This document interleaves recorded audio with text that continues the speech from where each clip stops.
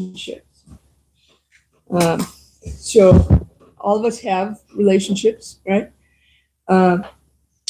And what is the proper role that others should play in our lives, and what is the proper role that we should play in their lives, right? So, for example, I wanted to ask, what do you think is the role of a parent who has a guess? What is their job or their duty to their children? Does anybody have protection? Sure. Yeah, very good. Help them through the material life. Get them through material life. So you said Help them through. help them through. Yeah. Yeah, mothers should validate the child's existence just as they are, and the father, generally speaking, should guide them, lead them, show them how to participate in the world. Yeah. Okay. To say to teach them to be better than they were. Yeah. Okay. Guide, love, and protect. Guide, love, and protect. Yeah, very good. Those are all really great answers. So just keep all those things in mind, and then we're gonna talk a little bit about some things that are going on in the world right now. So who heard about that shooting in Georgia? It was the latest school shooting, right? We've all heard about that. Yeah. And so what's a little bit unusual about that case is that the father was also charged with involuntary manslaughter, while his son was charged with murder. So, so for those of you that don't know, it was a 14-year-old boy, went to his high school, and he shot and killed 4 people. He wounded 7 more people than that, and then injured 2 others. And so, in a very unusual twist, the police decided to arrest his father as well. Now, why they did this?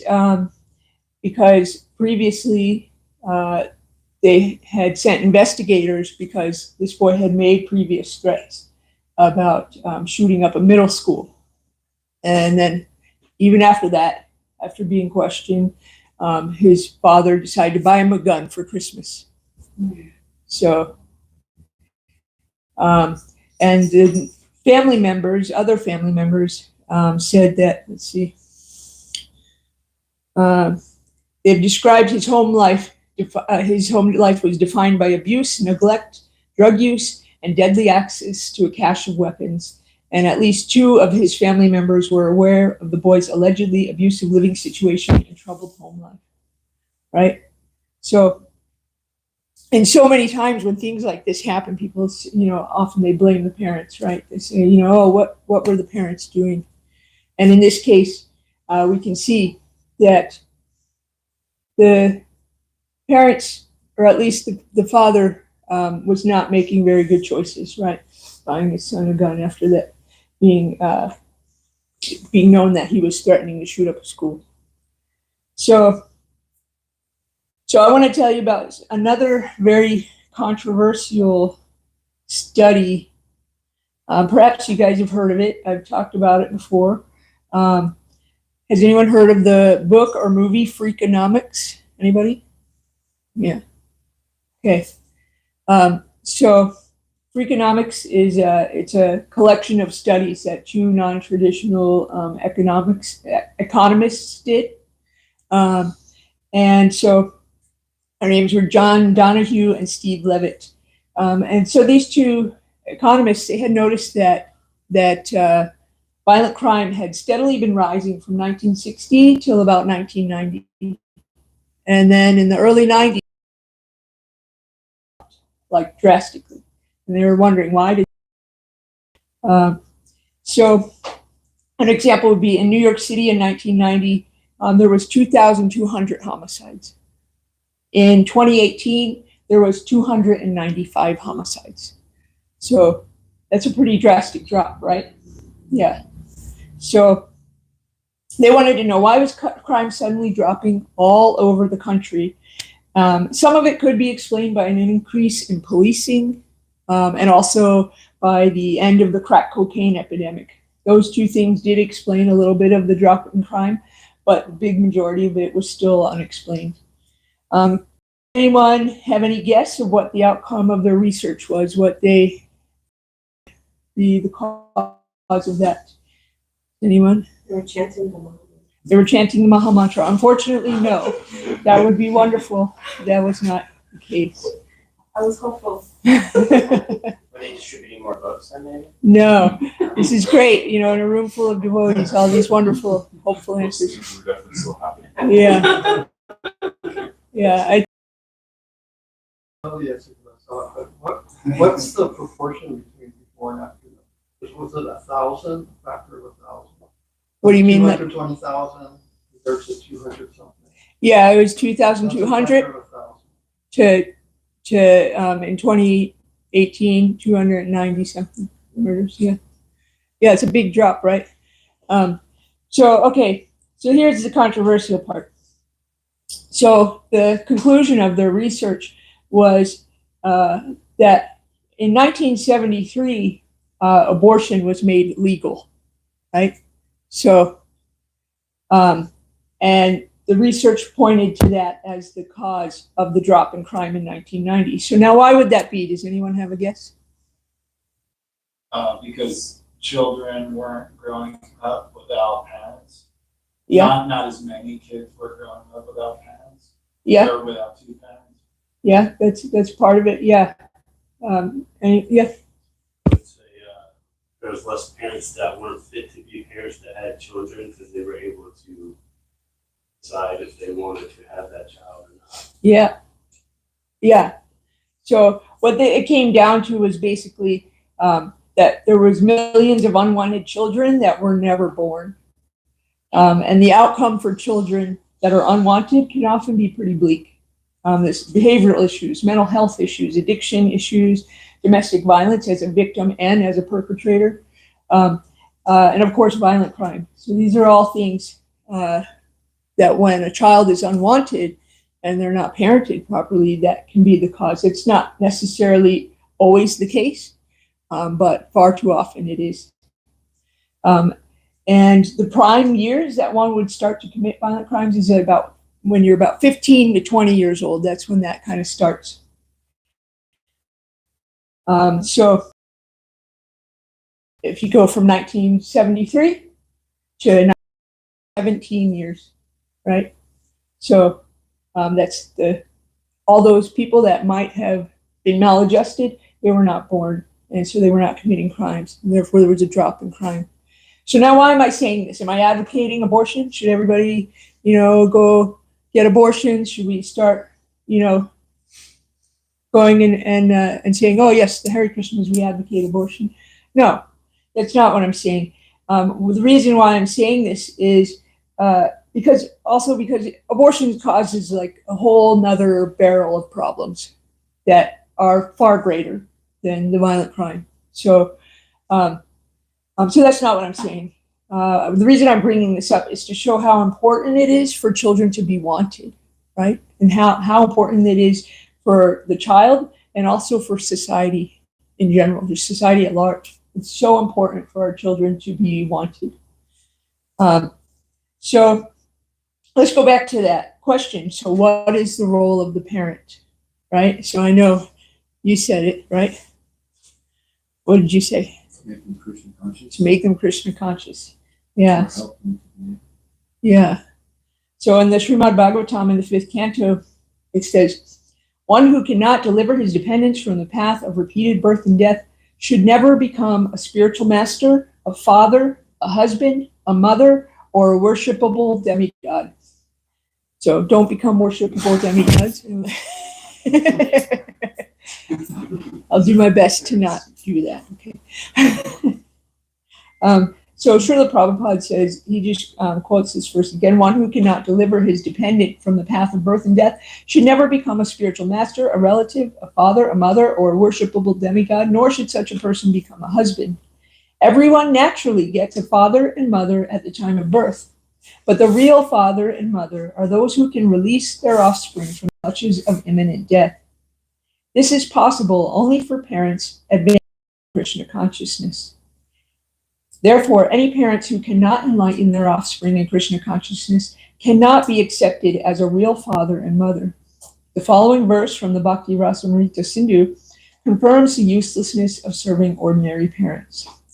One should perform only those activities, either worldly or prescribed by Vedic rules and regulations, which are favorable for the cultivation of Krishna consciousness. So there we can see that the role of a parent is to deliver their offspring from this cycle of birth, old age, disease, and death. Right?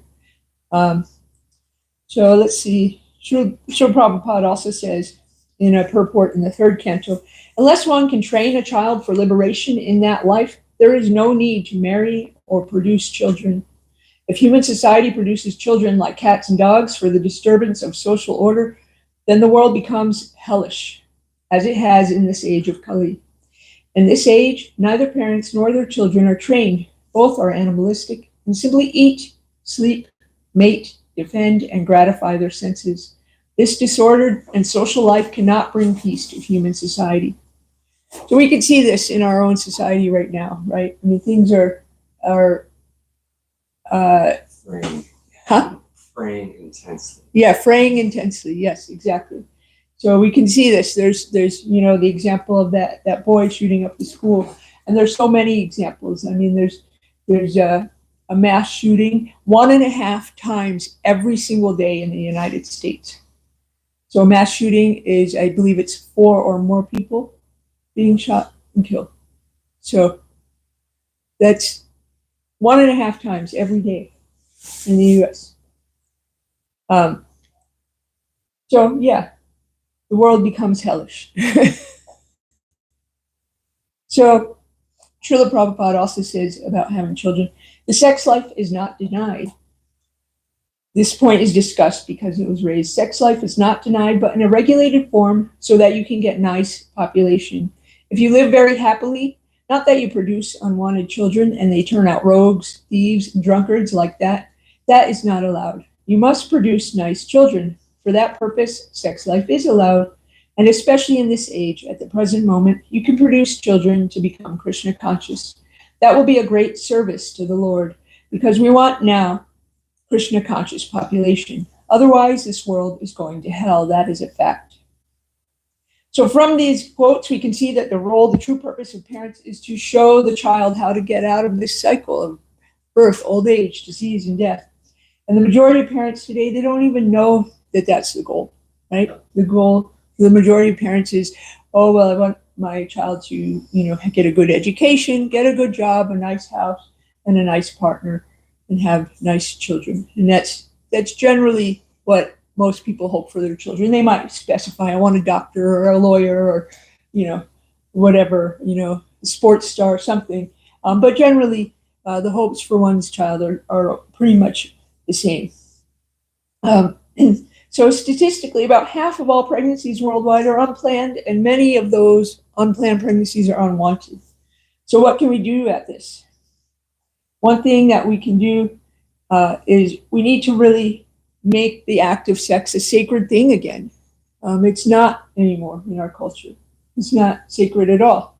I mean, you just scroll on your phone and you choose from, people in your local area and say, oh, yes, that one. And if they choose you too, well, there you go, And maybe you might, have to eat something together first. But not so much anymore, at least at least in the past, there was this, whole song and dance. You had to, get flowers and have a nice car and, have a decent job and show your ability to maybe provide. But that's not necessary anymore, right? I think sex is very cheap now. It's not something sacred any longer. So we practice 4 regular principles, which is no meat eating, no gambling, no intoxication, and no illicit sex. So what does that mean? No illicit sex, right? So that means no sex outside of marriage, and sex should be for procreation. Traditionally, parents that desire to have children go through a purification process. So one part of that is to chant 50 rounds each before you have sex to create that child. Now, I mean, for most people in the dating world, I don't think they're doing that. You see how it kills the mood, right? You know, spend several hours chanting. Let's see. So 16 rounds takes about 2 hours. So 50 rounds, how many hours is that? 6 hours. 6 hours. 6 hours. You've thought about that. All right. So there's none of this, you know, like, oh, you know, it was an accident. This child was an accident, right? You have to be very intentional about doing this. So the reason you want to do this is to ensure that you know, a good soul, although all souls are by nature, you know, good souls, some are covered over by more and more layers of illusion, right?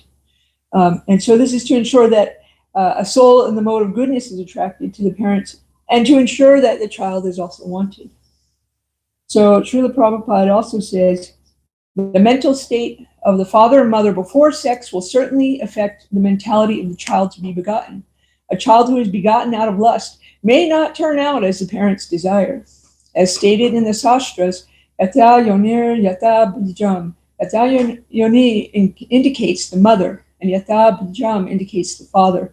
If the mental state of the parents is prepared before they have sex, the child which they will beget will certainly reflect their mental condition. So raising Krishna conscious children is a very important service. It's important for the spiritual life of those children. It's important for the material life of those children, and the material life of the people that have to be around them, right? You know, because we don't want our children to go out and do violent crime, and we don't want our children to be unhappy either, right? So what if my parents never did that, right? What if I'm an accident? What if I already have a child? What if my child was unplanned? What can I do then? So, well, the real fact is that if the Supreme Personality of Godhead protects one, even though one be motherless and fatherless, one can be maintained by the goodwill of the Lord. Otherwise, the Supreme Lord does not give one protection. One must suffer. Otherwise, if the Supreme Lord does not give one protection, one must suffer in spite of the presence of his mother and father. Another example is that sometimes a patient dies in spite of good physician and good medicine. Thus, without the protection of the Lord, one cannot live with or without parents. So that's from the Bhagavatam in the 7th canto from the purport. So there we can see it doesn't matter even if we had so-called good parents or not. We have the Lord, and as long as we take shelter of him, he will protect us. So despite the presence of a father and mother, a child cannot be protected from accidental death, disease, and various other miseries. No one can help, including the parents. Ultimately, the shelter is the Lord, and one who takes shelter of the Lord is protected. This is guaranteed. That's from the Srimad Bhagavatam, 7th canto. So there's one lucky thing about being born in such kind of distress and darkness in this age, right? So we're born in Kali Yuga. Some might say that this is the worst time to be born, right? We have so many natural disasters. We have so many social disasters. We have so many environmental disasters. And after all, this is the age of quarrel and hypocrisy. So why are we lucky to be born now when there's so much violence and darkness? Does anybody have an idea? So you can chant the Maha Mantra. Yeah, we can chant the Maha Mantra. Yeah, it's very good. Huh? That's my answer for that. I know, that's good. It's the answer for everything, so just keep saying it. And there's actually so many souls that want to be born in Kali Yuga.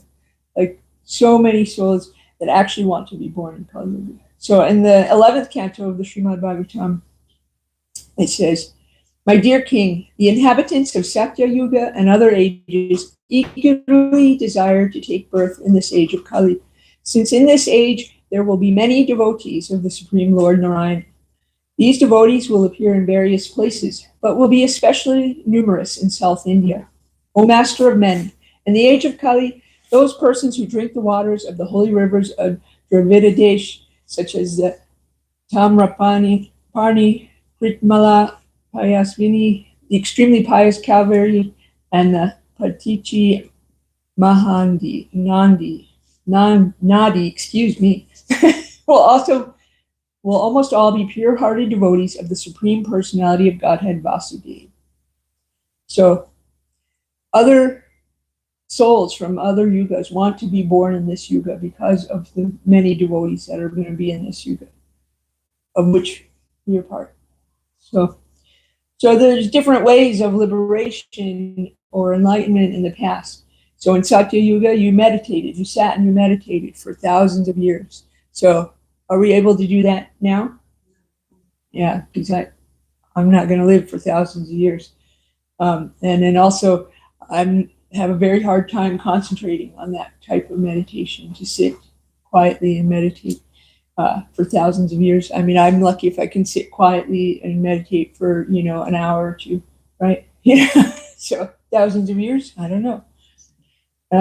So in Satya Yuga, in Treta Yuga, we did very elaborate sacrifices with very precise chanting of mantras. And currently, there's nobody that knows all those mantras and can say them properly, nor do we have the materials needed to make these sacrifices, because we're talking about like massive amounts of gold and other things that we just don't have. And if you do have them, please share with me. And we can build that new temple. And so we don't have the resources in order to do these sacrifices, nor do we have the knowledge, right? So in Treta Yuga, in Dwapara Yuga, the way of liberation and enlightenment was through very elaborate deity worship. So we still do deity worship now, but in the previous Yuga, it was far more elaborate. And again, so many gold and jewels and gems and things that we just don't have access to. Or maybe like one person on the planet has enough resources to do that because they're hoarding them all. But I personally don't have those resources. And so in this age of Kali, we have the Sankirtan movement. So Sankirtan means to chant the name of the Lord together, like we were just doing, right? So that's how we gain liberation and enlightenment in this age. So in effect, it's sort of like it's on sale now in this yuga, and that's what's great about this yuga here. So we're very fortunate, despite all the troubles that we have to endure living in this yuga. We're very, very fortunate, and we're very fortunate to be sitting here today. Although maybe you guys are not so fortunate because you have to hear me talk, but but usually you're very fortunate to be sitting here today.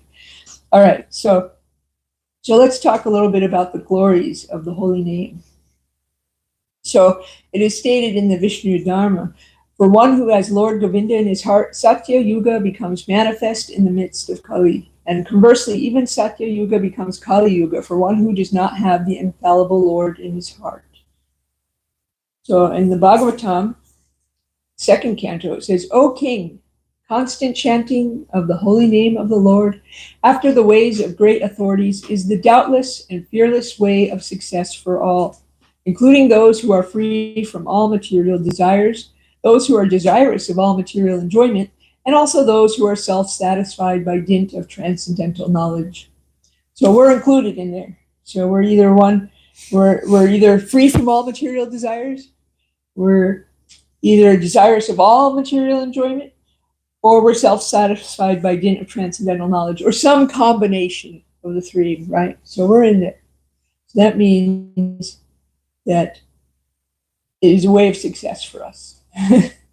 So in the Vaishnava Chintamani, it says, although capable of destroying all sins, the remembrance of Lord Vishnu is achieved only with extraordinary effort.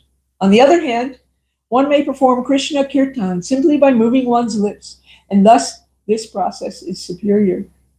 So we were all doing that just a few minutes ago, thanks to the beautiful Kirtan led by Intipat. Yeah. Okay. So in the third canto of the Srimad Bhagavatam, it says, oh, how glorious are they whose tongues are chanting your holy name. Even if born in the families of dog eaters, such persons are worshipable. Persons who chant the holy name of your lordship must have executed all kinds of austerities and fire sacrifices and achieved all good manners of the Aryans. To be chanting the holy name of your lordship, they must have bathed at the holy places of pilgrimage, studied the Vedas, and fulfilled everything required. So that means we must have done all those things, right? And also, I know former President Trump was talking about certain immigrants that are eating people's pets, right? He was saying that. Who heard that? Anybody? I didn't watch. Yeah, right? So if those people, well, I heard it's not true, but if it was true, and those people were eating people's dogs, if they were chanting, even them, they would be glorious and they would be worshipable. So, all right. So Bhaktivinoda Thakur has thus quoted the Lord as follows. O conditioned souls who are foolishly sleeping in the lap of the witch Maya, I have brought an excellent medicine to cure the disease of your illusion.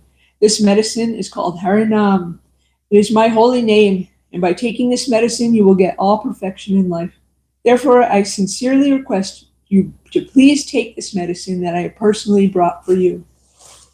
And then, of course, there's this quote which many of us know. Harinama, Harinama, Harinama eva kevalam, nakalo nasteva, nasteva, nasteva gatiralita.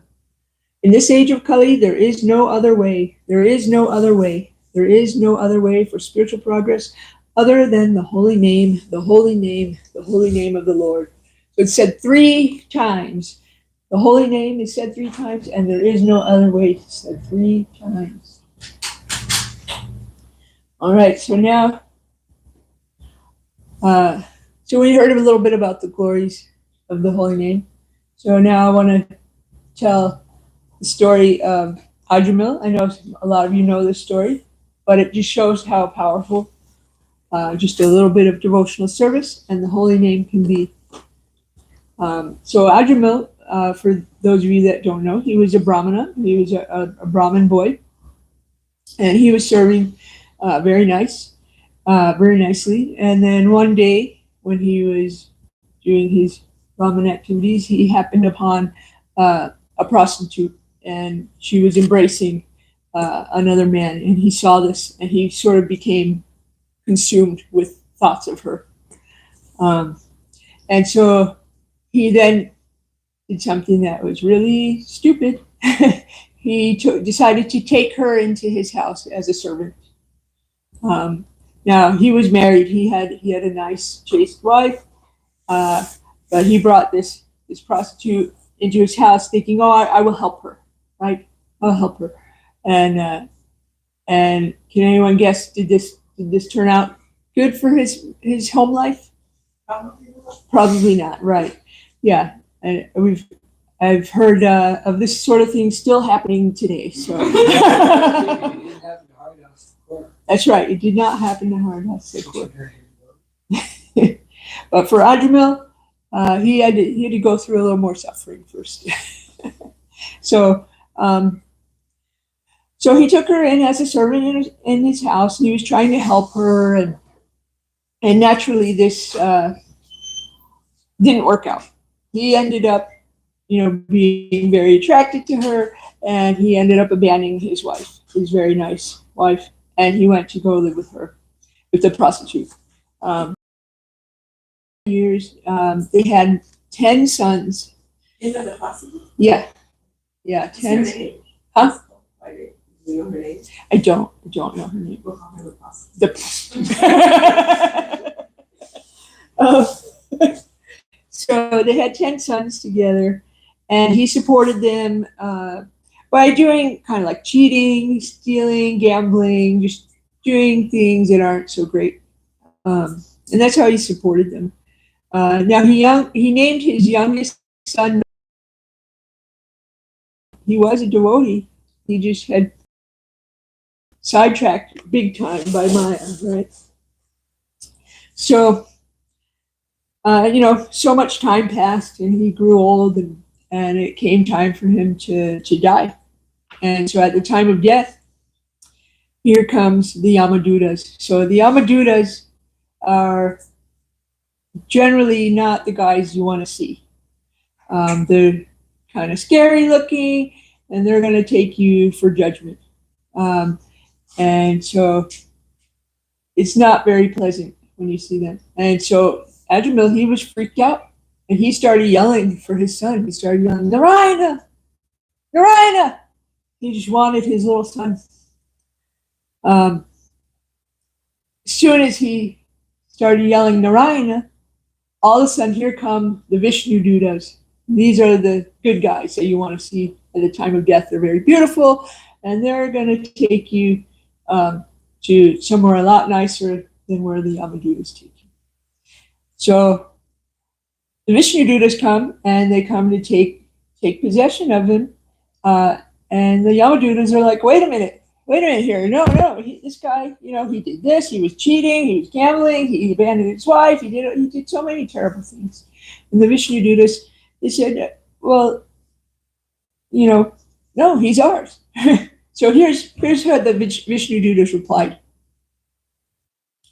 Ajamil has already atoned not only for sins performed in one life, but for those performed in millions of lives. For in a hapless condition, he chanted the holy name of Narayana. Although he was calling his son's name, he nevertheless uttered the 4 syllables Narayana. Simply by chanting the name of Narayana in this way, he sufficiently atoned for the sinful reactions of millions of lives. Chanting the holy name of the Lord is the best process of atonement for a thief, a drunkard, for one who betrays a friend or relative, for one who kills a brahmana, for one who indulges in sex with the wife of his guru or another superior, for one who murders women, the king or the father, for one who slaughters cows, and for all other sinful men. Simply by chanting the holy name of the Lord, such sinful persons can attract his attention. At the time of death, Ajamil helplessly and very loudly chanted the holy name of the Lord. That chanting alone has already freed him from the reactions of all sinful life. Therefore, O servants of Yamaraj, do not try to take him to your master for punishment. One who chants the holy name is immediately freed from the reactions of unlimited sins, even if he chants indirectly to indicate something else, jokingly, for musical entertainment, or even neglectfully. This is accepted by all the learned scholars of the scriptures. If one chants the holy name of Hari, then dies because of an accidental misfortune, one is immediately absolved from having to enter hellish life, even though he is sinful. Although one may neutralize the reactions of sinful life through austerity, charity, vows, and other such methods, these pious activities cannot uproot the material desires in one's heart. However, if one serves the personality of Godhead, he is immediately freed from all such contaminations. If a person unaware of the effective potency of a certain medicine takes that medicine, it will act even without his knowledge, because the medicine's potency does not depend on the patient's understanding. Similarly, even though one does not know the value of chanting the holy name of the Lord, if one chants knowingly or unknowingly, the chanting will be very effective. So that's a pretty huge endorsement for chanting, right? So I remember when I was growing up, I would see, like in television and movies, I would see the Hare Krishnas portrayed a lot, and it was always mockingly. They were always making fun of them, and I remember sort of thinking like, wow, that's kind of strange. But I was also like a little bit attracted. I was just like, what are they saying?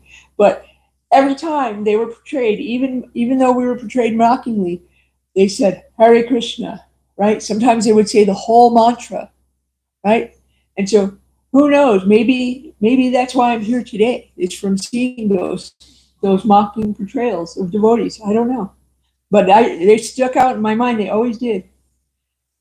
So, okay. So what now? So we know the chanting of the holy names is really effective. So what else should we do? So, and perhaps our parents, they're not able to show us the way out of the cycle of birth and death. What do you do then? So you look for a spiritual mother or father, right, in the form of the spiritual master. So every morning here at the temple, we sing a song about the importance of the glory of the spiritual master. So if you know, I'm going to sing part of verse 1 and I think verse 8. But so samsara tavana lalita loka shranaya karuna gana kana Taptasya kalana gunaravasya Andekaroshi charanara vrindam. So the translation of that is, the spiritual master is receiving benediction from the ocean of mercy. Just as a cloud pours water on a forest fire to extinguish it, so the spiritual master delivers the materially afflicted world by extinguishing the blazing fire of material existence. I offer my respectful obeisances unto the lotus feet of such a spiritual master, who is an ocean of auspicious qualities. I love that line, by delivers the materially afflicted world by extinguishing the blazing fire of material existence, right? Because material existence is a blazing fire. We're all on fire and nobody knows, right? And so when there's so many things that people are worried about, right? They're worried about, saving the whales, or they're worried about pollution and all those things. Like we should be worried about those things to some degree. But we should recognize that actually we're on fire. So really that's like you're on fire and someone's like, oh, here, would you like a breath mint? Or you're on fire and someone's saying, oh, here, why don't you have this nice pillow and lay down, take a nice rest. No, I'm on fire. You got to put the fire out first, right? So we got to do that. We got to put that fire out. And that's what the spiritual master can do. So verse 8 is, Yasya prasada bhagava prasado Yasya prasada nagitu kopi Dayam stuvam yasya sri sanjam Ondekaroshi charanara vrindam. By the mercy of the spiritual master, one receives the benediction of Krishna. Without the grace of the spiritual master, one cannot make any advancement. Therefore, I and praise the spiritual master. At least 3 times a day, I should offer my respectful obeisances unto the lotus feet of my spiritual master.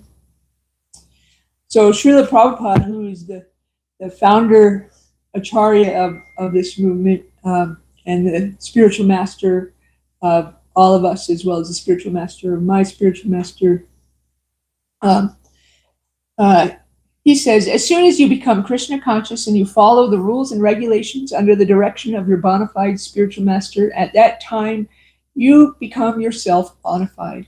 And as soon as you become bona fide, the response from within will come, because Krishna is within you. Krishna is everywhere.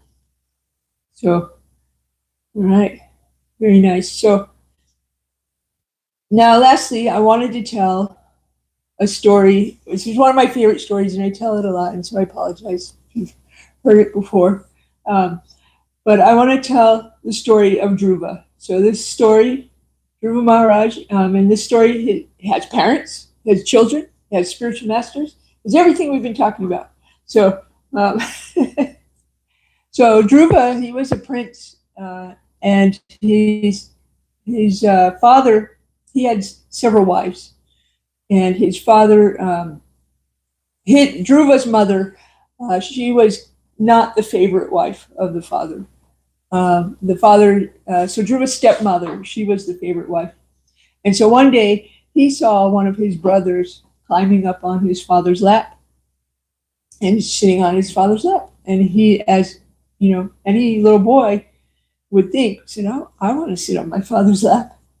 And so he went over to try to sit on his father's lap. And his stepmother, she said very loudly, "You cannot sit on the lap of your father. Although you are his son, you are disqualified because you have not taken birth from my womb." Right? Talk about evil stepmother, right? She's like, "You weren't born in my womb. You can't sit on your father's lap." Dhruva looked at his dad and, thinking maybe his dad would help him. But his dad was just totally, for lack of a better word, henpecked by his favorite wife, right? He didn't want to upset her or anything. So his dad was no help. His father was no help. She continued to say, "If you want to sit on your father's lap, you must first worship the Supreme Personality of Godhead by penances and austerities. And then in your next life, you can take birth from my womb, and then it may be possible." Right? So that's pretty harsh to say to Dhruv was only like 5 years old, by the way. 5 years old. So, okay. So Dhruva, he's very upset. And he goes to his mother and tells her what happened. He's very angry. And his mother, she's a very wise woman. She says, "Do not wish inauspicious things on others because you will have to bear the reaction for that." So she's telling Dhruva, look, don't wish any ill will towards your stepmother. Just try to think nicely of her because otherwise you're gonna have to bear the reaction for that. And so Dhruva now at this point, he decided he wanted to show them all by getting a kingdom that was greater than his father's. Now this is a pretty big ask because he wanted a kingdom greater than his father's and his grandfather's and his great-grandfather's. And his great-grandfather was Lord Brahma, and he created the universe. So that's a big ask. It's not like, oh, I just want, some principality, near the ocean somewhere. No. Something greater than the whole universe. And so he says to his mother, "Who must I see? What must I do to get the kingdom?" In a passionate mood, he was ready to do anything to get what he wanted. But he was just a little boy. So he asked his mother what he should do. And his mother said, "You must worship the Supreme Personality of Godhead." So he said, "Well, where is God? Where is he? Show me, where is he?" And his mother said she didn't know. She only knew that saintly persons went to the forest to find him. So Dhruva, 5 years old, he left home and he went to the forest all by himself. So while Dhruva's in the forest, he's walking past all these animals and he's saying, "Are you God? Are you God? Where's God? Are you God?" He's asking all the little creatures he's passing by. Finally, he meets Narada Muni, who would become his spiritual master. And Narada Muni, if you are familiar, every time he shows up, some pretty cool stuff's about to happen. So Narada Muni told him to go home. He's like, "You're just a little boy. Go home. Don't take this so seriously. Just go home. Please don't worry about this." But Dhruva, he was like, no. He insisted. He said, "I must see God. We want the kingdom." He said he wants to get the kingdom that he deserved, greater than his father or his grandfather's kingdom. So Narada instructed him in the eightfold path of yoga, which is very difficult and is virtually impossible to do today. It starts with sitting postures and breath control. So as we discussed today, we chant the holy name. That's what we do. But at that time, it was this eightfold path of yoga. So Dhruva started meditating on the Lord in his heart. So he did all these austerities too. So now remember, he's 5 years old. Okay. So for the first month, he just ate fruit and berries every third day. Then for the second month, he ate dry grass and leaves only every 6 days. So, even just eating the fruit and berries every third day, I think a lot of us would have a hard time doing that, right? But Dhruva, he was determined. So the third month, he only had water every 9 days. And then the 4th month, he only would breathe every 12th day, right? Take a breath every 12th day. By the 5th month, he did all of these things, but then he just was standing on one leg. And then by the 6th month, he stopped breathing altogether. So he was doing all these things, all the while he was seeing the Lord in his heart. And, beautiful. He's just meditating on the Lord. He's seeing him in his heart. And he's in trance. And then all of a sudden, he could no longer see the Lord in his heart. And so Dhruva was like, heck, and he sort of came out of his meditation, and he opened his eyes. And what do you know? There is the Lord standing right in front of him, no longer in his heart, standing there in person, right? And Dhruva, he realized, he's doing all this so he could ask the Lord to get a kingdom greater than his fathers and his grandfathers, his great-grandfathers. As soon as he looked at the Lord, he just kind of realized, wow, what I was asking for was nothing, But he had a hard time speaking because he was just sort of stunned. And so the Lord, he's holding his conch shell. He just kind of takes his conch shell and like whoops him on the head with it. And immediately, finally, Dhruva, then he's able to say all these beautiful prayers to the Lord. He's no longer tongue-tied, dumbfounded. And so he says, I came into this forest just looking for pieces of broken glass, meaning that kingdom. And instead, I have found a great jewel in you, my dear Lord. And now I am completely satisfied and I don't want anything. So the Lord said, basically, well, too bad. I'm going to give it to you anyway. So the Lord fulfilled his desire and he gave him the pole star to rule, which is not in the material world. It's an eternal planet. So the universe is not eternal, but Dhruva is. So, so Dhruva came back home. He went back home to his mother, and his mother came to meet him, and she even invited the stepmother to share the little palanquin, the thing they carry you in. She invited the stepmother to share the palanquin with her. Which was very kind considering like this lady was so mean to her son that it caused him to run away from home. And for 6 months living in the forest, I know many mothers or fathers in here, if their child at 5 years old ran away to the forest for 6 months, they would be pretty beside themselves with worry.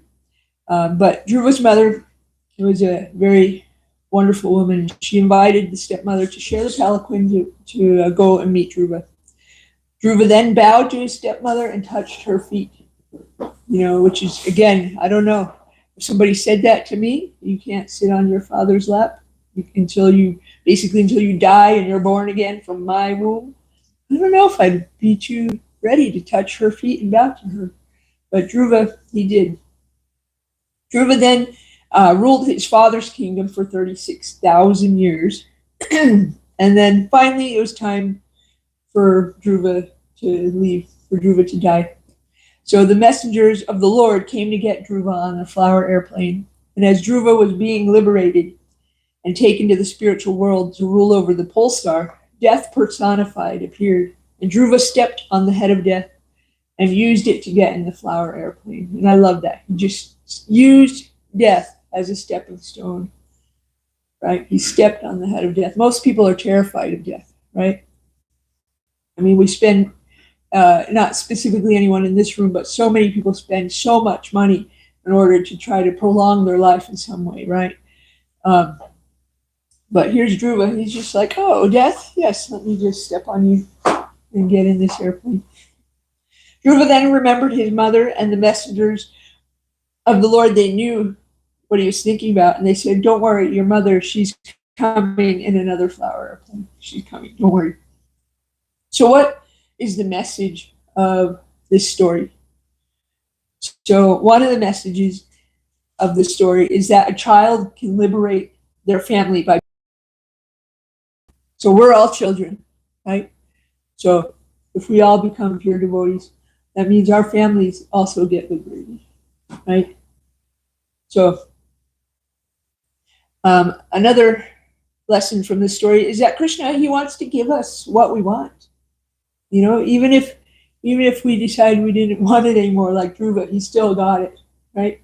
Krishna wants to give us what we want. And all of us can be a leader in our home. And so you're a leader as a mother, a father, a child, a brother, a sister, a classmate, a citizen. And Dhruva accomplished all of this because he followed the orders of his spiritual master. Okay, so how do we make the world better? So first, like when a plane is going down, you know, those oxygen masks, they come down. And what do they always tell you? They say, put your own mask on first before putting the mask on your child or somebody that's with you, right? And why is that? Because you need to save yourself first. So first you become knowledgeable about how to get out of the cycle of birth and death. And then you become a parent to others and you teach them how to get out of the cycle of birth and death. And so with that, and here, if there's any questions, and also, I think most of you have them, but if anybody needs any beads and wants to try chanting, let us know. So, all right. Yeah. You have beads, I know you do. I do have a question. Yeah. So if you become a devotee and you save your family, Mhm. don't they have to chant the holy name also? Or is it just like by osmosis that they're getting saved? Yeah, so it says, I think it's like 14 generations before and after they're liberated. Now, I'm So not, without chanting? yeah, I'm not sure what the particulars are, if that's personal or impersonal liberation. I don't know. Do you know? Depends on the period of devotee. Yeah. That explains that. The normal devotee, 7 generations, pure devotee like Prabhupada, 14 generations. Yeah. Also, are like 3, 14, and 100. Like, Wait, can you repeat depending on how that? they burn. Every 7 for non-pure, 14 for absolutely pure. Also, you know, there's many stories of devotees like it's a real thing. Devotees very particularly pure. The mother, even though she was very inimical for any type of spiritual life, remembers, says Krishna at the time of her death. Vajrayana Swami's dad hated him that he was a devotee for over 40 years, and then he was in a coma. And when he woke up, he said, Hare Krishna, and then died. Wow. Wasn't your question what type of liberation? Yeah, is that personal or impersonal liberation? Oh, yeah. Yeah. Right. I mean, if Putin gets liberated, he goes personally Yeah. trying to kill Krishna. I'm assuming that Krishna I almost told that story too. About It's known as Buddha. given devotional service by the Lord. So it's if you Yeah. don't have bhakti in your heart, then you get impersonal. Yeah. Depends, you know. What about Kamsa? If you don't have bhakti in your heart, you get impersonal devotion. So, Prabhupada says Krishna can live that. well, I'm not Do you want to? Can you stop with the stop button? Yeah, so that those who are liberated